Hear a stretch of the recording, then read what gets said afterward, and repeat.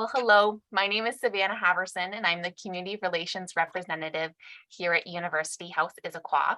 And before we start the presentation today, I wanted to just share a little bit about our beautiful community.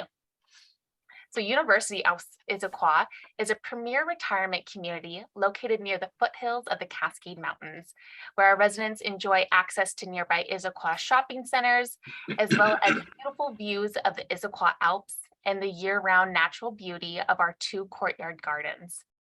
We are honored to be partnered with the University of Washington Retirement Association, which gives our community a distinct academic flavor, as well as access to UWRA programs. Our residents share a passion for knowledge, art, and culture, and a desire to remain active in the mind, body, and spirit. So if you'd like to learn more about us, you can give us a call. Our phone number is 425-557-4200.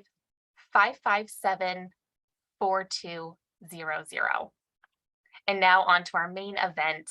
We are honored to host Bridget, who will be presenting on the many free tools of Google. And Bridget provides compassionate training and service of all things digital for seniors and the tech uncomfortable through her local company, GentleTechHelp.com. And now I'll turn this over to Bridget. Hi, thank you very much. And let me thank those of you in the couple rows who are leaving your cameras on, including Thomas, who is on a sunset beach somewhere in the world. Okay, we all wish we were there. And I am coming from Issaquah. I am like right down the street from Issaquah House with their beautiful flowery courtyard in the middle. I've been there, it's just so lovely. Thank you guys very much for being here.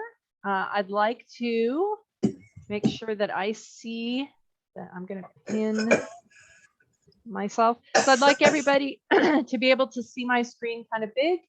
And I'll be sharing my screen. I am doing today what I call a field trip, which means instead of having a lot of slides, you're going to be like on my computer and I'll be showing you things about Google. So thanks for coming. There are so many free things with Google. And what I would like everyone to come out of today with is, if nothing else, is a little bit of bravery of exploring all the things that there are and seeing what might be right for you. We only have an hour, so you won't believe how many things there are that we can't cover. So we'll cover the ones that are really seem valuable for people, and be brave to look and see what's there beyond what we covered today. So Google is a big company. It is now a subsidiary of Alphabet. So Alphabet is technically the company. I will never talk about Alphabet. Nobody does. They talk about Google. So Google has so many kinds of apps and so many things you can do, and they're free. And why are they free?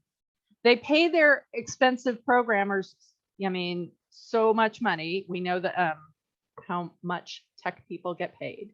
So it's not like their tech people are working for free and volunteering. But their products are free for the same reason that when we used to have TV, right? Remember TV with commercials and that was free? Well, because they sell the ads. So Google takes this information about you as you use their tools, and it hones the kind of ads you're going to see in all kinds of places, whether or not it's on the app or somewhere else. So if you find yourself looking around for things, I don't know, Disney World, and you're based in Seattle, you may begin to see ads from Delta Airlines or something, or Alaska Airlines. So that's the kind of thing they do. They take the information and they sell it to the advertisers in the same way that our free TV shows used to do. And there are ways that you can control that. That transparency is part of your Chrome settings. You can tell them to stop doing that, and you're still going to see ads. They just won't have anything to do with your life. They may be about diapers or things. So, you know, you can leave it on and kind of get the little more targeted ads. So we can't talk about Google without talking about the cloud, right? And I'm going to keep it kind of short about the cloud. So Google works, I like to say, instead of the cloud, like an octopus, right? The thinking and storage and thing is happening in Google's big computers elsewhere. And what you're doing on your your machine is very small. It's almost like your machine is just a sort of a portal into the powerful Google computers. So what's great about that is you can have a computer that isn't very robust. It doesn't need to be very smart, like it doesn't have to have much processing power. It doesn't have to have much speed. It doesn't have to have much storage. Google works really well on any kind of device, any kind of phone, any kind of computer, because it's really keeping the work up in the body of the octopus, so to speak.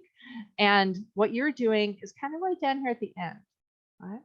What's also really great about that concept, if you are comfortable with it, is the fact that you can log into any computer or any phone anywhere with your Google account and see your stuff. All of you could come to my house now, if you have a Gmail account, and log into your Gmail account on my computer, and there would be your mail, right? It could be on your phone, your iPad, your Mac, whatever you've got, your Google stuff will work on.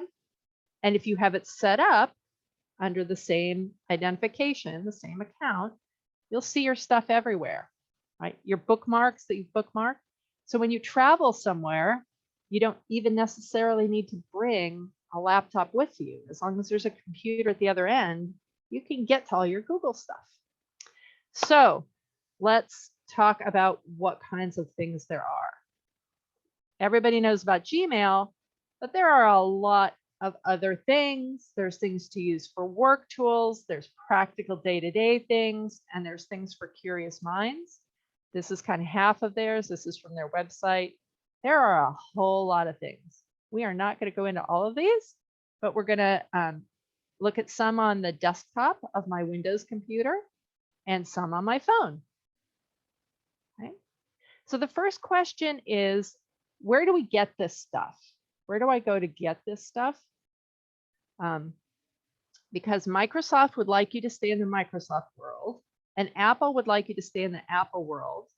Many times you get a computer or a phone, and it doesn't already have Google stuff on it. So what do?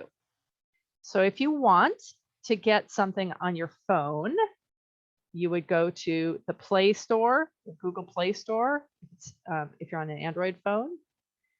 If you're on an Android phone, many times the stuff is already there. If you're on an iPhone, you go to the App Store.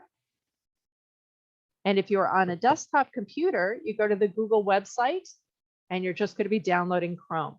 Oh, I don't think we said we're going to be sending out notes. You're going to get notes. I'm not sure if we said that earlier, Savannah. We're going to send out, you'll get notes from Arrow Living about what I'm talking about. So you don't have to write down everything, but remember everything, because we're going to go through a lot in an hour. So to get it onto your computer, you're going to go to Google and just download Chrome.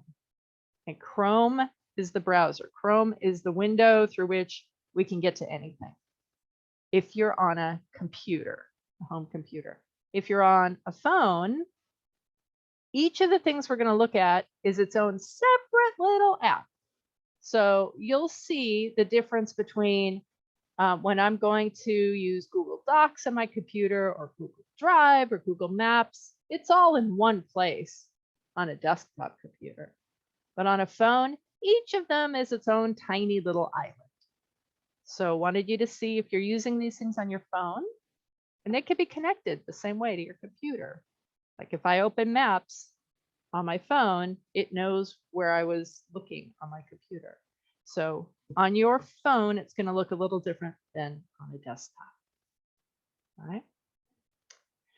So let's talk about Chrome, because Chrome is the browser. Chrome is how we will on a desktop access everything, right? So if you've got Chrome, you've got everything if you're on a regular computer. This is what we talk about when we say to Google something.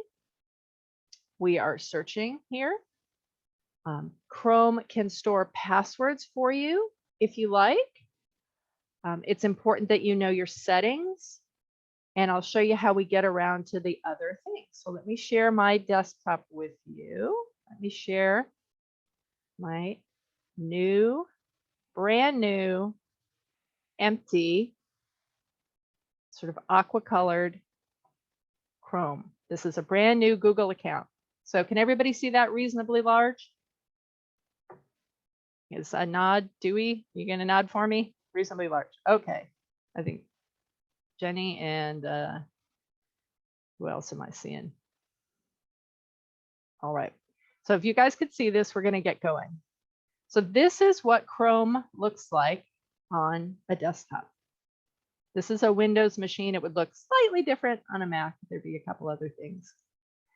And this is where I would go to search for things. This is when people say to Google something, this is what they're doing, right? Here's where you Google things. What's nice about Google?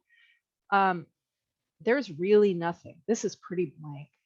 A lot of times browsers will have lots of ads here and lots of busy stuff. AOL has a lot of busy things. Microsoft Edge just went away from having a lot of busy things, but it's just pretty empty. And this is where you can search for things.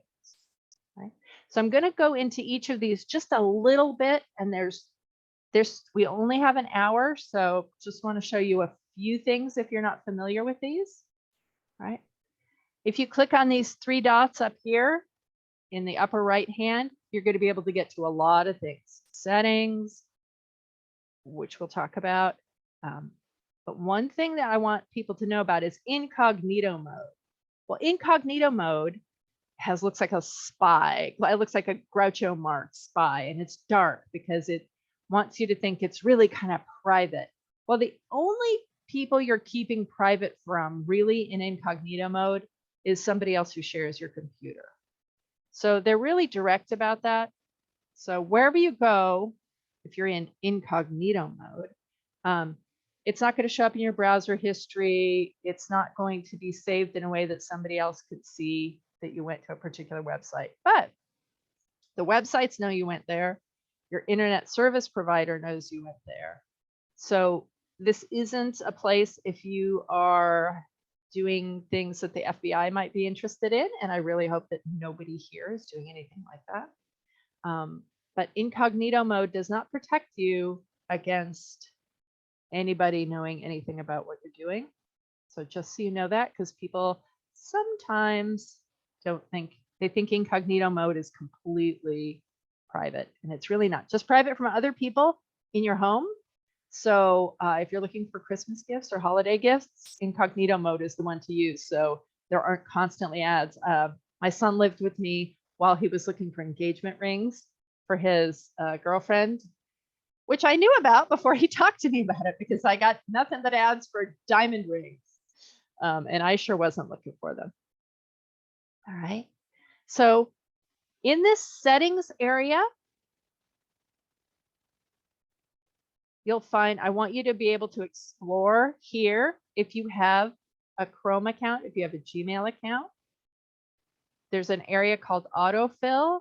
And here's where, if you like, your browser can remember your passwords, or you could tell it, don't ask to save my passwords. If you have another way of dealing with passwords, you can let it sign in for you. If you go to websites where it has the password remembered, it can just sign it in for you. It has something that's really nice. It doesn't have any passwords that I can show you, but it can tell you if I had it saving any, it could tell me if there had been one involved in security breaches or ones that were really unsafe. Like nobody should have a password that says like Nana 10. You need to have good passwords and none of them can be repeated. So you can have passwords saved in Chrome, which is an option. I like to tell people, I mean, we could do whole sessions about passwords. If you have Chrome, remembering your passwords, it can be very convenient. It means when you go to a website that requires a password that you don't have to log in again. But you need to be aware that anybody who sits down at your computer can also do that. And if you're logging in somewhere else at a friend's house, you want to make sure to log out of Chrome because it'll sit there remembering your passwords happily at your friend's house. If you can help it, don't have your financial passwords remembered. But if it's a huge hurdle for you, then you have to do what you have to do. But I tend to be much more cautious with passwords for financial organizations. So this is Chrome. These are the settings. Spend some time looking at the settings, looking in these things, and you can see to make them work for you. You could pick what home page, what page it starts on. A little tip when you're searching for something, I put evergreen tree. Let's see what it comes up with. If you want something to absolutely be in your search results, evergreen tree, what's something that might go along with evergreen tree? I had put Kirkland. Let's see, evergreen tree. I'm going to put the word planting. Let's see if that changes it. In exclamation mark means that all the results have to have the word planting in them. So see how it changed the results? So if you want something to always be included in your search result thing, you put it in quotation marks, which is really helpful if you're looking up somebody named John Smith, right? So you might put John Smith, quotation marks, Missouri, quotation marks, Warrior High School, put the things in that you need to have with your search results. And if you want to not have them, you put this, you put a minus. So I had a friend whose last name was also the name of a really popular vehicle. And so I couldn't look for anything regarding this person without actually having 12 pages of this car. So I put person's name minus car minus automotive. So as a way to help you search, put quotation marks for something that needs to be in it and a minus for something you want to take away. Helps you hone down a little bit. Okay. Which gets us close to Gmail. We could just go on about search. There's so much to talk about with searching. I'll do one more minute of searching. I'm going to search for the Seattle Times. So what I did right there is I searched for the Seattle Times and I got search results. Here is the one you can see at the top from the Seattle Times. Here's other things about the Seattle Times. Now here's things that aren't really the Seattle Times. It's the Seattle Facebook, Seattle Times Facebook account. This is the other newspaper that doesn't print anymore, Seattle PI. And here's other things about the Seattle Times and apps and things. So what I did by typing in Seattle Times was I searched for the Seattle Times. If I had put in seattletimes.com, I would go right to the Seattle Times. And I should always say, I never know what the headline is going to be if I'm doing the news, right?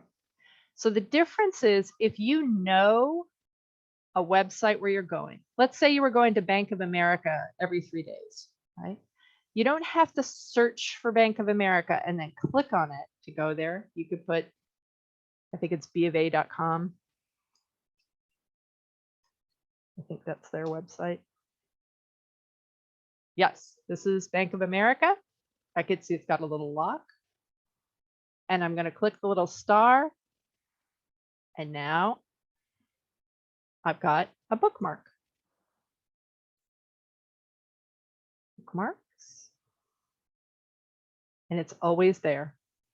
So I don't have to search and I don't have to type it in. Every time I open Chrome, Bank of America is just one click away. So I encourage people, if you have websites that you go to frequently, to bookmark them. So let's move on to Gmail. I don't have to leave Chrome. I can click on a new tab. And here's Gmail. If you have a Gmail account, good for you. It's pretty cool. If you have a Gmail account, I encourage you to consider using it in Gmail, whether that's an app on your phone that says Gmail, or whether you go through Chrome to find Gmail, because they have some features that are available here if you use it in their own world, in the Google world, that aren't really available if you have your Gmail fed through into the Apple Mail app or Outlook, if you are having your Gmail come into Outlook. You're sort of taking your mail, which comes in the Google box with Google features, and putting it into somebody else's box, which is fine if you want to do that. But I don't really see a benefit because you're adding one more layer of complexity and one more layer of permissions. And if you change your password, it's one more place you have to change your password. When Gmail itself, just getting it through Chrome or getting it on the app, is really clean and has some features that I'd like to tell you about. One of the big things that I think is a real benefit to using Gmail, if you have a Gmail account, here in Gmail's own world, are these little tabs: primary, social, and promotion. Because what happens is you've got these three places, and then you've got the bad place, spam. So when your email comes in, Gmail takes a stab at sorting it out first. Things that come from people, things that come from trusted organizations wind up in your primary tab. Social tab is stuff from Facebook and Twitter and all that. So it doesn't like throw it away. It just separates it out so it's not blended in with everything. So you could see this is a brand new account because there's no mail in it and there's no social and there's no promotions. In my personal account, promotions is full of ads from stores and newsletters I subscribe to and all kinds of things like that, right? I'm interested in getting them. I want to see these sales at these stores, but I don't really want them first thing, right, with everything. So this is a really big benefit that Google does, that it can sort these things out. And I'll show you, just click on the gear and I'll put this in the instructions. This is the default way of having your email shown. And here you can show some tabs. Primary, social, and promotions, I think are fine. I have never yet updates and forums. I have never yet really found anybody using these successfully.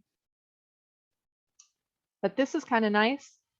And the other email, the spam email, is usually yucky stuff. Although email from me sometimes winds up in spam, which I don't like. But spam mail is the stuff where the topics are usually kind of tawdry, right? People wanting to be your friends and medications for things. So that spam doesn't even wind up over here. It goes in spam. So this is kind of nice. This is one reason I recommend using Gmail within its own Gmail world. And you can train it. If it puts things in the wrong spot, you can move them over and then it learns in future to put them somewhere else. Okay. So it was pretty easy for me to get to Gmail from here. Here I was searching for something and I just clicked a new tab here and went to Gmail, which is easy. But an easy place to get to any of the other things we're going to look at. So down here, you can see how this little thing is growing. It's looking at the sites that it thinks I am interested in, and it's making these little shortcuts here, which is nice. So this up here in the upper right, I call the box of dots. This box of dots is how you get to everything Google. Click on the box of dots, and there's more to keep you busy, and you can click on more. Right? But this is kind of the big switching yard. This is the big crossroads. From here, I could get to Gmail, and I'm going to get to all the other places that we're going to look at. One of the things that people, one of the sets of apps that people are most interested in, I find, are the things that replicate what you'd have in Microsoft Office. So that would be Docs, which is like Word, Sheets, which is like Excel, and Slides, which is like PowerPoint. These are all free. They are not quite as robust as the heavy duty ones from Microsoft Office, but for the casual, for seniors, for the tech uncomfortable, you're usually not trying to do everything with these, but you could go pretty far if you want to. So I'm going to take a look at Google Docs just by, in Chrome, same place, check my mail, browsing around. I can click the box of dots and scroll down. Here's docs. This is like Word, right? And what's really nice is it's very clear, again, real clear and clean. If I want a new document, here it is. I click a plus. Here is my new test document. And you look right up here and it says saving, and it's saved. You don't have to remember to save it. It just is automatically saved. Here's what it thinks it should call it. If I'm lazy and don't call it something, it'll kind of take the first few words. But I'm just going to call it University ISSE, as Issaquah people call our city, right? So didn't save it, didn't do anything with it. It'll show up later.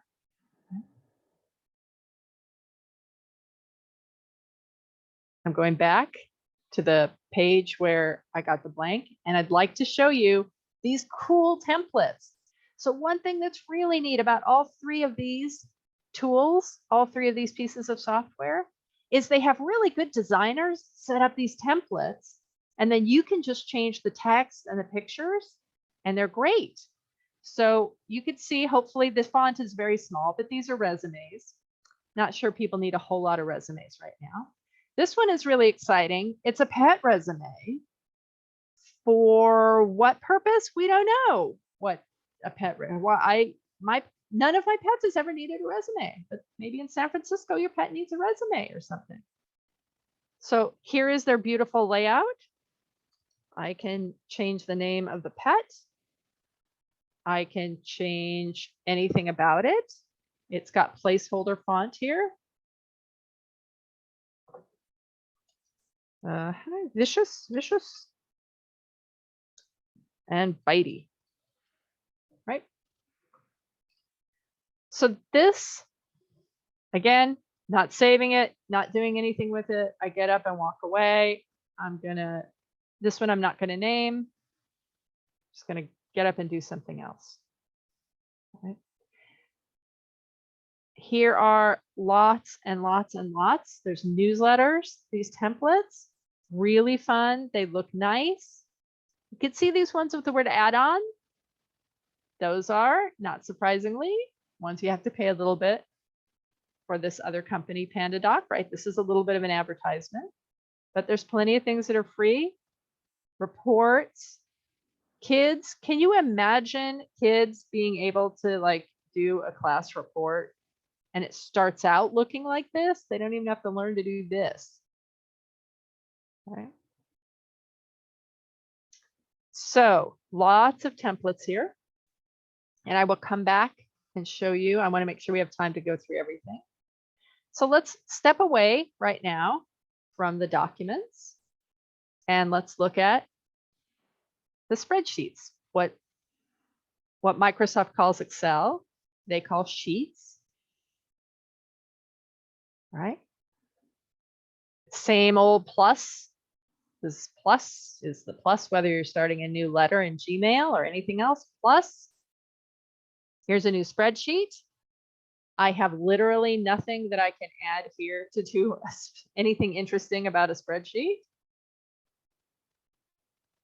I use them very infrequently. I'll put 1, 2, 3, and then I will highlight them and pull it down, and it'll keep the numbering going. January, February. This works a lot like Excel. So if you know Excel, there we go. That's months. If you know how to use Excel, you can make your way around this. All right. I'm going to call this spreadsheet test spreadsheet. In the samples, again, not saving, not paying any attention with that. This is, if you're somebody who kind of loses your stuff, Google Drive can be really good for that. All right, the templates for the spreadsheets include things like calendars and budgets and to-do lists, travel planners. It's not really how I organize my life. This one is especially fun I see a couple couples. This is a pros and cons about travel destinations.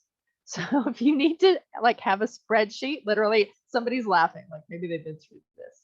If you need to literally have a spreadsheet with weighted items about each location, and then it comes up at the end with a number and that's where you go, they have a spreadsheet for you.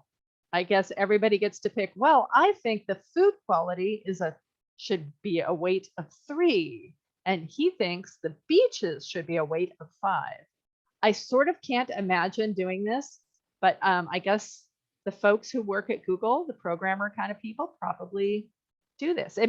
It's absolutely logic. I have one son who would probably uses this, but boy, oh boy, do I not think about vacations in terms of stack ranked weighted lists.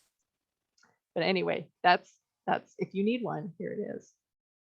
All right, I'm going to go back to the box of dots. And now I'm going to go to something called Slides. And Slides is their version of PowerPoint. So if you were doing a presentation of slides, which I have to say, not a lot of folks are if you're not doing it for a company, but they have some cool templates that I'd like to show you. Their designers have done really neat things with this slide software, including making photo albums and recipe books that are so easy to change. I'm going to look at this photo album, and their example is a trip. And I'm going to call it, instead of the West Coast trip, it's this easy to go, Issaquah road trip. Well, I should capitalize it, right? Here are their placeholder photos. I can click, I can replace the image, and it even does a really good job of, is the bullet trail, kind of centering it. I'm going to call this Issy photo album. So you can imagine if you have a trip where you're visiting family and your photos are on your computer, you can be making a book like this. You can change the font, you can change everything about this, but designers have put it together, so why not keep it like this? And if you're somebody who knows Long Beach, California, it is actually the one of the busiest ports in the country, in the world. And it does not look like that. It's like there's boats lined up everywhere. There's a lot of industry. They picked the tiniest view, and it's 6:30 a.m. So this is something you can do with the templates. They also have some pretty cool family recipes. And you can change these photos and add your own recipes. And it's so easy and looks so good. And it stays in this really interesting fashion. Here's something in a pot. So you just put your things here and it stays in this great way. And it's saved. And I'm going to put Bridget Showcase. Right? And these are all saved, and you can easily share these with family members, right? You can share these by just sharing a link or adding their names. Right? So here, those are the 3 big ones, and this is really fun to play with. Really fun to play with. Where did that stuff go? Usually when you have a computer, you need to know a little bit about where you saved it. Where did I save it? Where did it go? If you're entirely in the Google world, you go to the box of dots and you go to Google Drive. So I didn't even have to do anything to save them all, and they're all here. They're not on my computer. They're on Google's computer, but I don't care. My bank money is in my bank. It's not here. These things are all saved. I can access them from anywhere. You'll see my dog Sparko and the pros and cons and the University Issy. Oh, if I click on it, this was the test document, right? So it saves here If you're somebody who makes things and saves it on a computer and you lose it, it's just here. And another exciting thing about Google Drive, you can add other things, you can upload things. It's a place to save things. It's a place to share things. If you have things like big volunteer organization events, and you have to share some documents, instead of emailing things back and forth, you can have it held up here in a Google Drive and you can share just a specific item with people. But here's a cool thing. If you're in Google Drive and you want to make a new thing, you can get to the docs, sheets, and and slides right from here. I don't even have to go to the box of dots. I can just click a new thing from here. I can also make a new folder if I want to organize demo documents, so I don't have all these files just laying around. I can drag them in and put that in a folder. So all the things we did today will live in this folder. And when I open that folder, I can see everything I did today. You get the idea. Kind of like other computers. Right? So if you're comfortable with Google Drive, with Google Docs, Google Drive kind of holds everything. Stepping away from that, because I do want to leave some time for questions, is YouTube. So people aren't always aware that they own YouTube. People go, why would I go to YouTube? Well, some of the reasons to go to YouTube that you might not think about, I talk to people, and again, I never know what's up here, right? If I click on this, I don't know. There's some, usually I'm just going to make it. So it puts up whatever it thinks. This is what people are interested in. Yesterday, I searched for Singing in the Rain so that I wasn't seeing this awful stuff. You're going to see an ad, because if you don't pay for it, they should have an ad. You can skip the ads. Even though let me turn this volume down quite a bit. Stop. There we go. So they offer you the chance to see some ads, which you can move past. They offer you the chance to pay money and get a higher featured YouTube. I don't do that. So YouTube, some reasons why you might use YouTube. If your grandparents spoke a language that you don't really hear anymore, you can go to videos and hear people speaking that language. If you want to learn a craft, or if you want to repair the inside of your dishwasher, there are people with videos about that. There are, if you just want to see the little clip from Singing in the Rain about, this is a 5-minute clip from Singing in the Rain, you can see that. You can find people talking about, showing, training, teaching, almost everything. And see how it has the little B here? Because I'm still signed in, I'm just going through Chrome, it knows I'm Bridget.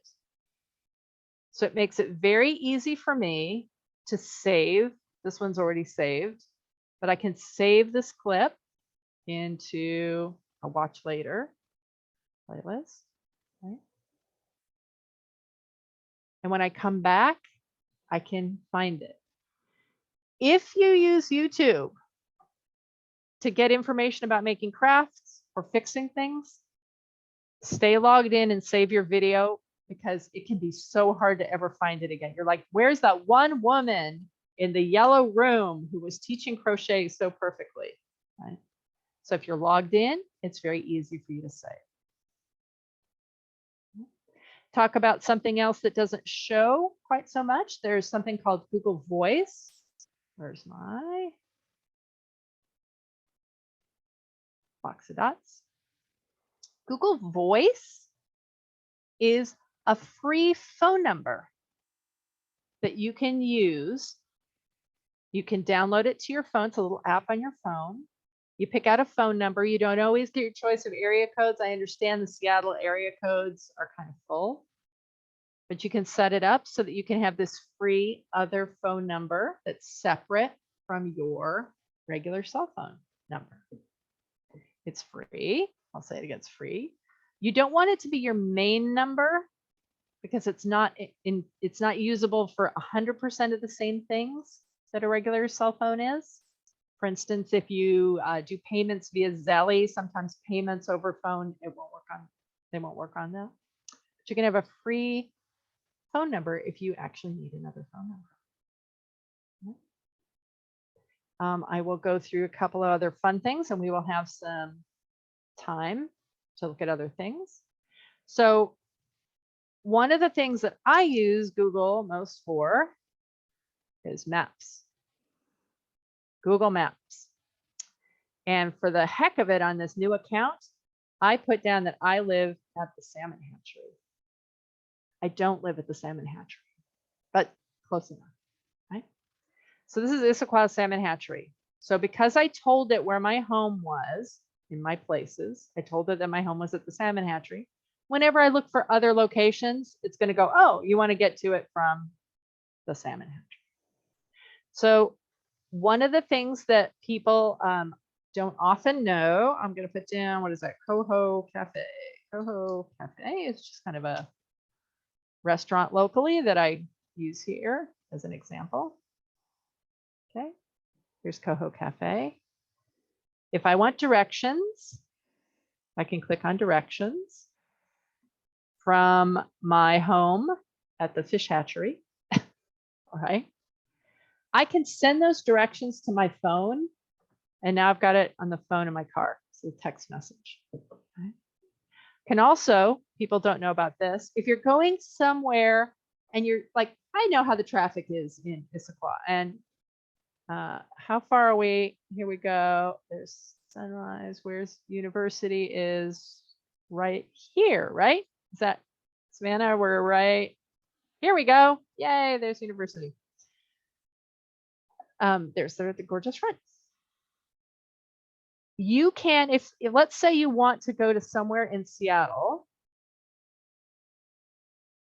tomorrow morning, and I want to get there. If I wanted to get to Coho Cafe, let's say, instead of leaving now, they think it'll take me 6 minutes. I can put, I want to arrive by, on Friday or Saturday, and I want to get there at 7 p.m.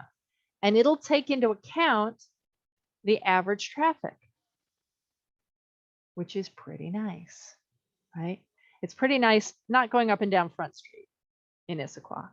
But if we have to get, if you're somebody who's starting out in West Seattle and they have a meeting in Bellevue or a doctor's appointment, it's very helpful to have this kind of guess and to have it be able to be sent to your phone.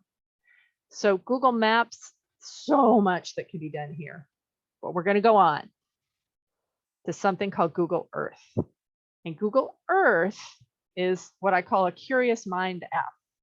I'll kind of keep this a little short.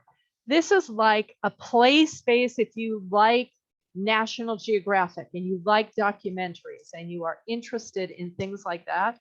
They take, they've mapped so much of the world. They make these very interesting, well, that's an interesting comment. Low system resources. I guess having Zoom and all my things up is a little much for it. This little Voyager, this little ship's wheel on the left allows you to kind of look at their menu. And you can find the most interesting, we won't have time, but let me tell you, the most interesting video slideshows about things around the world. Cherry blossoms, it takes you right down into these locations in Japan and one in Brazil, and you can use their tools to walk around in those spaces. There's a very interesting one. This is the one I usually show. Maybe I'll get 1 minute of it. There's this tiny island.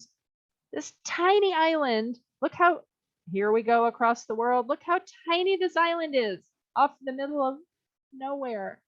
And these crabs kind of swarm it.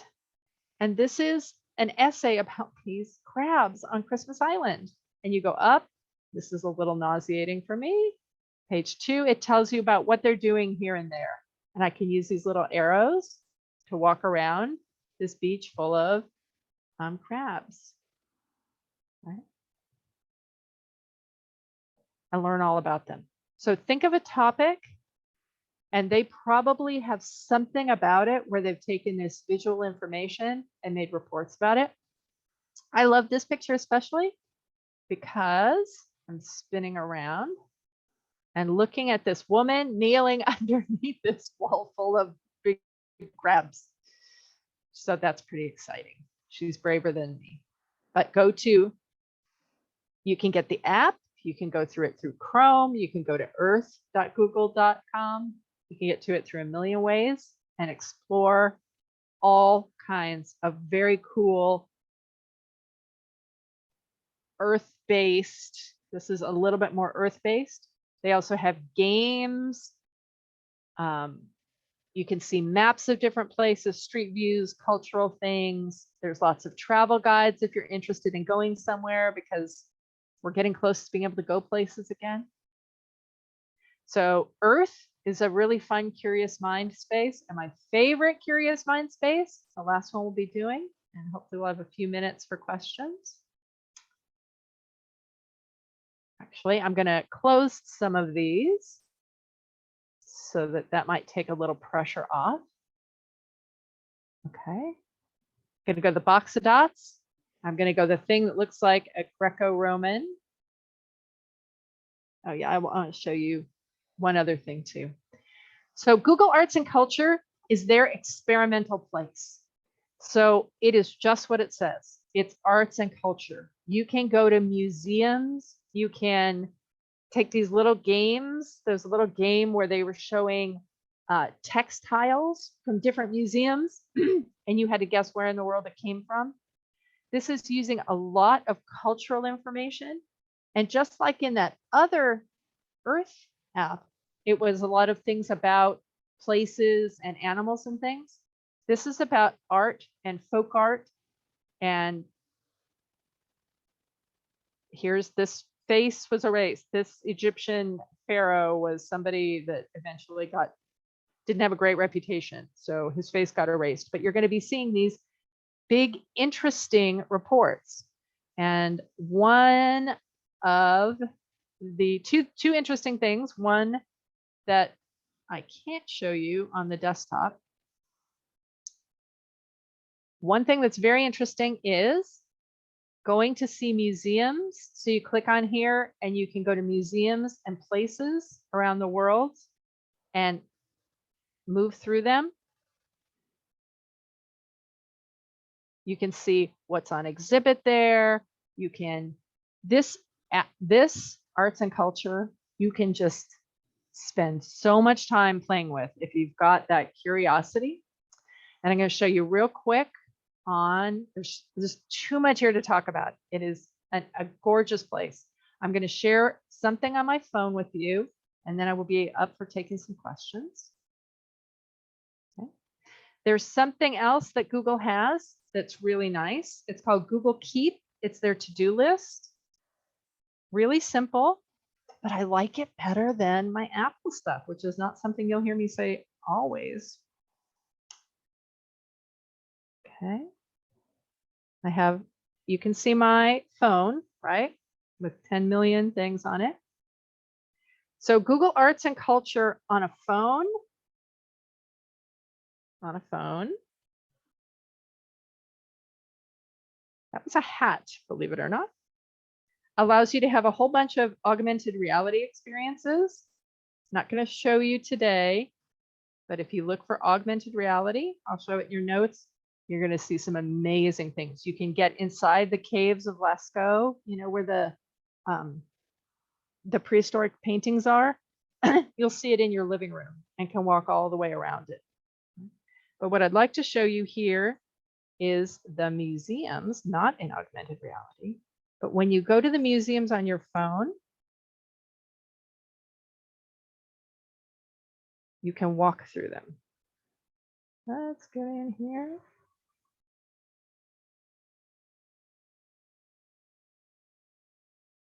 Not here. Sorry about that.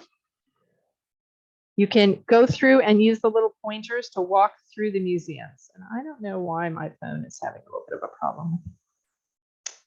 Here we go. Let's look at, I want to go to those places. I could go to those places. Somebody has walked through all of the museums in the world, and not just the big ones. Not just the big ones. Here, explore a museum. Let's explore this museum, whatever this is. This is an Italian museum. I'm going to tap and go into this Italian museum. And see the little arrows? I can just go walking through this museum. I'm in the courtyard. But once I'm inside, I can just go gallery to gallery. All kinds of museums around the world have these walkthrough experiences. Last thing I'd like to show you is called Google Keep. Google Keep, which is their to-do list. And here's what I like about it. It's colorful. It's so colorful. You'll notice in the bottom right is that plus, which we saw in Google Drive and the documents. I'm going to make a new note, and I'm going to tap on the palette, and I want to make it have this background of a fork, or I want it just plain and green, and I can make my note, and I can make my to-do list, and it's on my phone. And if I use Google Keep, if I was signed into the same account here on my computer, it would be on my computer. I love having a to-do list that's colorful. And I'm going to stop so that we have a few minutes for questions. All right. Where are the phone numbers? Where are the phone numbers? Well, I think that person isn't in the meeting anymore. So I'm thinking that she's saying, if you set up phone numbers in Google Voice, you have to go through into Google Voice and sign up. You go to the Google Voice little app thing and go through the process of signing up, and then they give you a list of what's available. And I think in the tech areas, it's hard to find, like 425, I think 206 is Seattle, right? 206. San Francisco's 418. So you could wind up getting an area code that's from somewhere else, but you know, people's area codes, since people keep their cell phones, it sort of doesn't matter so much anymore. And when you call from a cell phone, you know, you're usually not paying long distance as long as it's within the continental US. So, you know, people don't change their phone numbers quite so much anymore. There is, again, so much to explore. If you have Chrome on your computer, go look for that box of dots. Look, I had all of these slides that I didn't do. I just talked about them. Here's all the places we went. So I urge you to explore that box of dots and think about if you feel comfortable with using Google things. They make it easy to keep everything all together. And you don't even need to use a Gmail account, although you might as well get one. And if you want to unmute yourself for questions or type in chat questions. Thank you, Bridget. We'll Sure. see if some questions start rolling in. Feel free to unmute yourself or type it in the chat box. I don't know if I'm the only one. It's pine cone season. And I don't know if many of you live under pine trees, but the pine cones are like, boom, boom, boom. This barrage of pine cones. There goes my afternoon. Yes. Well, I hope it's because you're exploring the cool, curious mind places. I'm sure I'm going to check that out later today.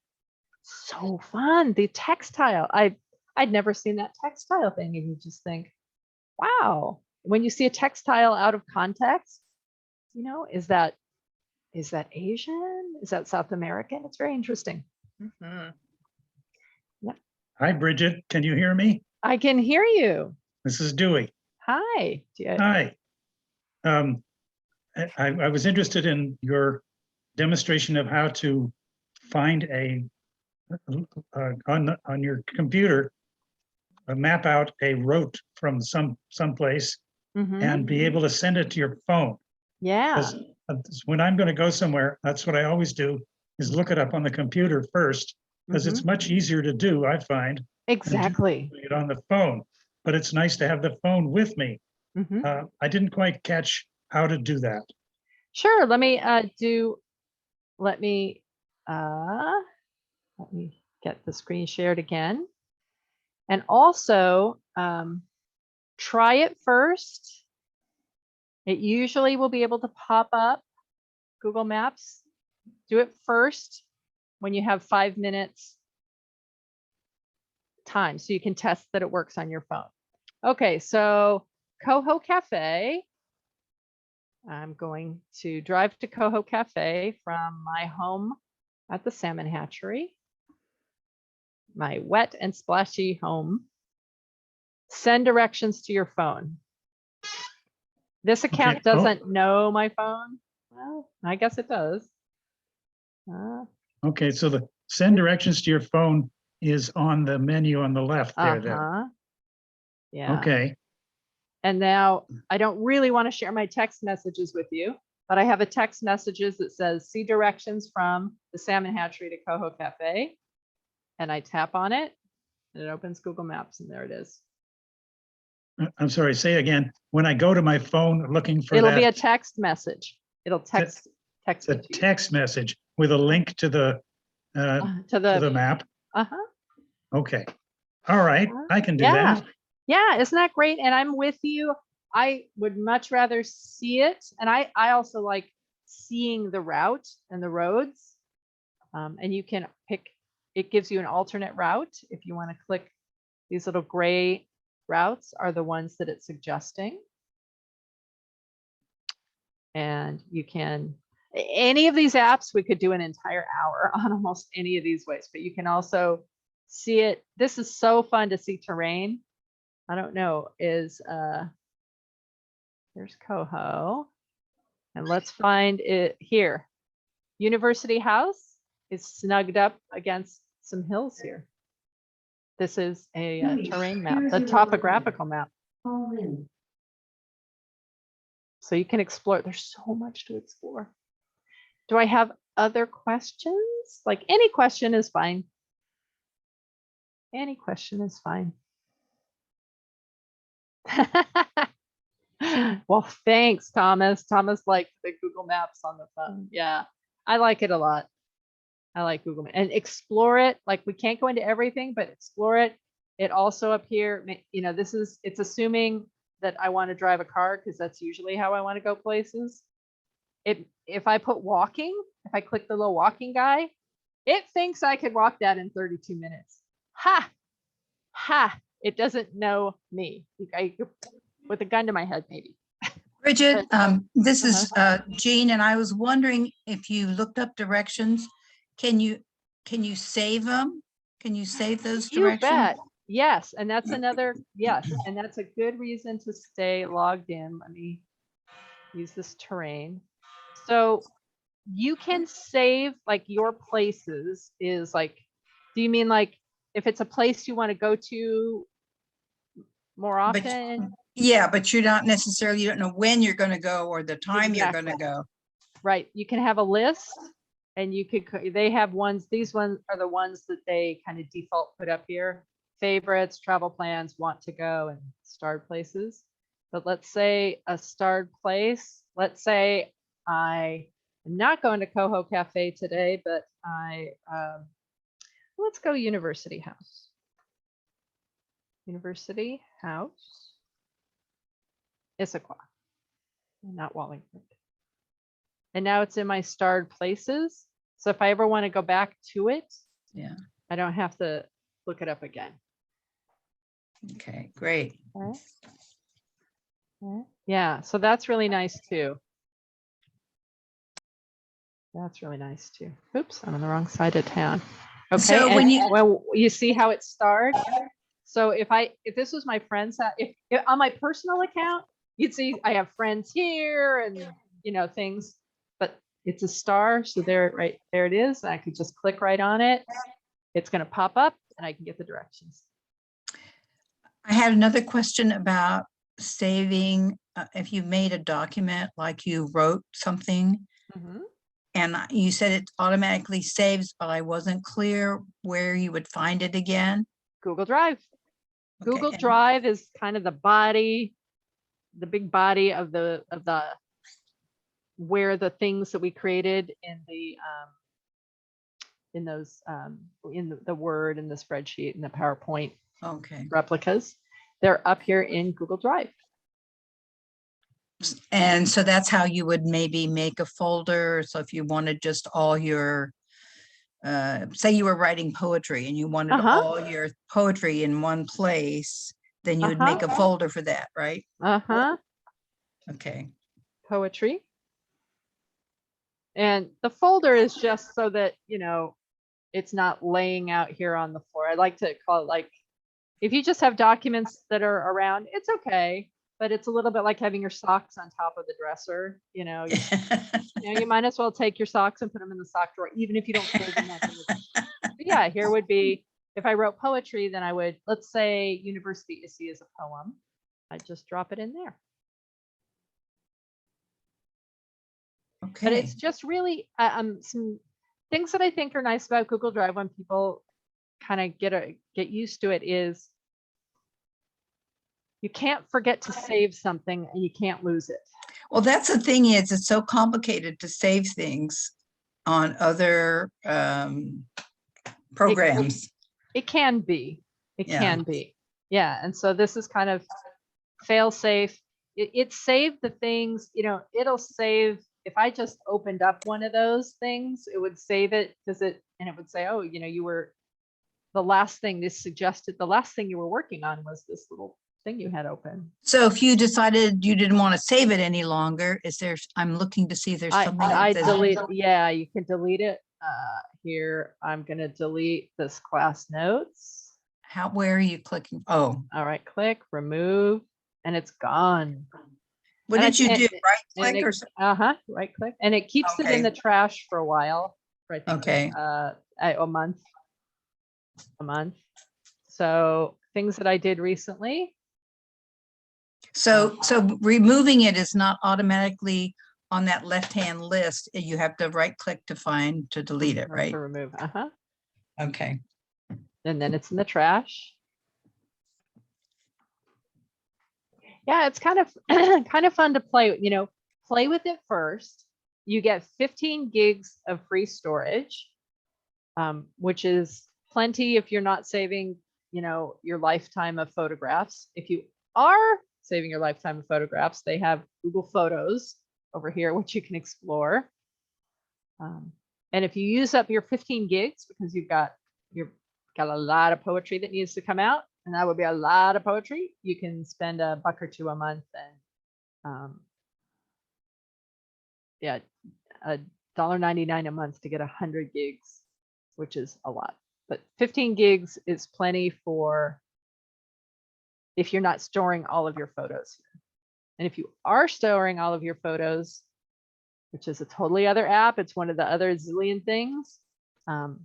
It's great, and they have ways that you can pay a little extra for that, because photo storage tends to be kind of bigger. Dewey, another question from Mr. Dewey. So Bridget, are you saying that everything that I've ever done in Google Apps, i.e. in the box of dots, I can find it in Google Drive?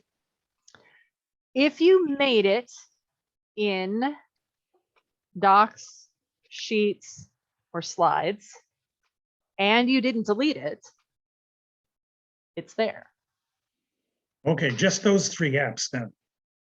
Yeah, that you can use this for a lot of other things, but if we're keeping our scope here, like, is there something else that you would have created in the Google world that you Can't think of anything at the moment. Yeah, these are the 3 big things where you would make things and Yes. save them. So Yeah. if I go back to a spreadsheet, say pull it up in Google Drive, and mess with it a bit, and then leave it, it saves the corrections. It doesn't save the original. Is that right? It saves the one you messed with. Yes, it saves your latest version. Yes. And there is a version history. I mean, that's kind of a deep dive into it, but somewhere you can see history view somewhere in here. There's like a view versions. I don't use it, but somewhere in here you can see the editing history. Yeah, that's one. So that's something that I think people need to remember, because I've messed up myself several times by going back to a previous spreadsheet, making some changes, going away, and then realizing, oh, now that's saved and I don't have the original anymore. So you would save a copy. If you want to have the original, Yeah, make a copy. So this is the June document. And then if you want to mess with it, you could call it the June 10th document or the June Yes. 15th document. Yeah. So yeah, saving a version is good in all of these things. Yeah. Yep. That's a good point. Once you touch it, it changes it. Okay. We got a couple minutes. I think we said 12:15. But good to go. All I right. hope you have some fun exploring here. And thanks, Era. It's just really cool how you emphasize the university locations, especially really emphasize the lifelong learning. Thank you so much, Bridget. I know that I learned a ton today, and I'm sure everyone else here learned some new tips and tricks, and we'll all be busy for the rest of the day. If there were any additional questions that we didn't get to, feel free to still email those to us. We can always pass them along to Bridget. We will be sending you out an email with Bridget's notes so that you can go back through those. And we will also include an evaluation form. We would love to receive some feedback, anything that we can do to improve for next time. We just want to make this better and better each time. But if you have any questions about University House Issaquah specifically, feel free to give us a call, or if you want to come in and tour, our phone number again is 425-557-4200. And again, I'm Savannah Haverson. I'm the Community Relations Representative, and this concludes today's presentation. Everybody have a wonderful day. Thank you. Thank you very much. Thanks, Bridget. Bye-bye.